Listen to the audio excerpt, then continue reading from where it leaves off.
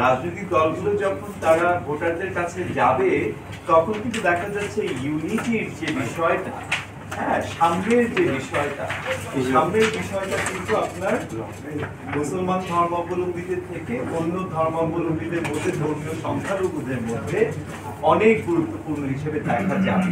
তাহলে এই মেসেজিংটা আপনার কিভাবে আমরা সামনে নিয়ে আসবো সেটা ভাবা ভীষণ রকমের জরুরি।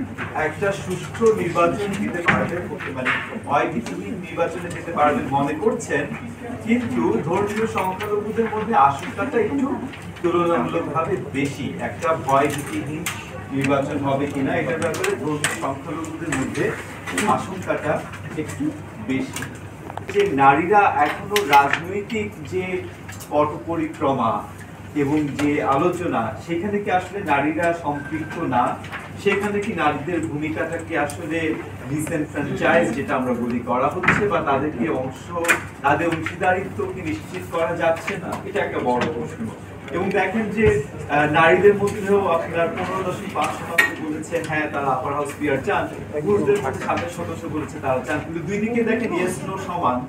এটা আমরা আগেও বলেছি আমাদের আগের বিশ্লেষণে যে যারা শুনছে জানে তাদের মধ্যে দুটো ভাগাভাগি, হ্যাঁ বা না, কিন্তু শুনছে না। এই যে 23% নারী কম শুনেছে, 23 পয়েন্ট, এটা একটা বিশাল ব্যাপার। তাহলে সামনে যদি গণভোট হয়, তাহলে এই গণভোটে নারীদের যদি অংশগ্রহণ চাই আমরা, তাহলে নারীদেরকে কি আমরা সেভাবে এই বিষয়গুলো সম্পর্কে জানাচ্ছি? নারীদেরকে কি আমরা এই বিষয়গুলোতে সম্পৃক্ত করছি? তো এই প্রশ্নটা আসলে খুব গুরুত্বপূর্ণ হিসেবে সামনে চলে আসছে। তাহলে আপার হাউস পিআর প্রসঙ্গে গণভোট যদি হয়, সেখানে নারী ভোটারদেরকে আমরা কিভাবে সম্পৃক্ত করব, এই প্রশ্নটা আমরা তুলে আনার চেষ্টা করছি। এবং আপনারা দেখেন যে গ্রাম এবং শহরের মধ্যেও একটা বড় পার্থক্য। আপনার দেখেন গ্রামে 49% বলেছে তারা কখনো শুনেনি, শহরে বলেছে 59%, অর্থাৎ 10% পার্থক্য।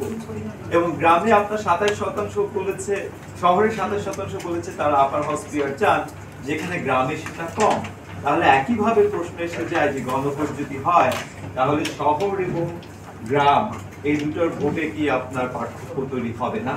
তাহলে সেই পার্থক্যকে আমরা কিভাবে আপনার মিটিগেট করব, বা এটাকে আমরা কিভাবে অ্যাড্রেস করব?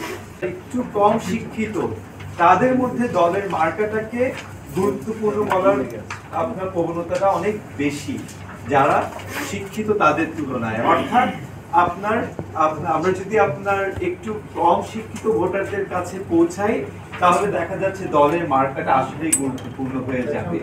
যদিও স্বাভাবিকভাবে সবাই বলেছেন, যেটা আমাদের আগের রিপোর্টে আপনারা পাবেন, যে প্রার্থীর যোগ্যতাই গুরুত্বপূর্ণ, কিন্তু এখানেও প্রার্থীর যোগ্যতা গুরুত্বপূর্ণ দেখা যাচ্ছে, কিন্তু যখন আপনার এডুকেশন কোয়ালিফিকেশনের বিষয়টা আসছে, শিক্ষাগত যোগ্যতার বিষয়টা আসছে, তখন দেখা যাচ্ছে দলের মার্কাটা একটু কম যাদের শিক্ষাগত যোগ্যতা তাদের কাছে গুরুত্বপূর্ণ।